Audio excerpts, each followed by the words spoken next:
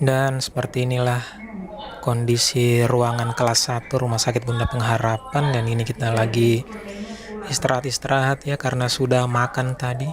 Kalian bisa lihat sendiri, saya sangat bersyukur alhamdulillah karena ruangannya bersih, dan rencana nanti di sini saya mau gelar karpet untuk tidur malam sebentar. Dan ruang kelas 1 ini isinya itu 2 orang ya.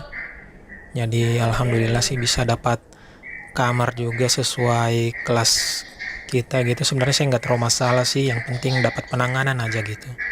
Dan ini kenapa ada salib di situ ya, karena ini rumah sakit yang diurus oleh Yayasan Katolik ya.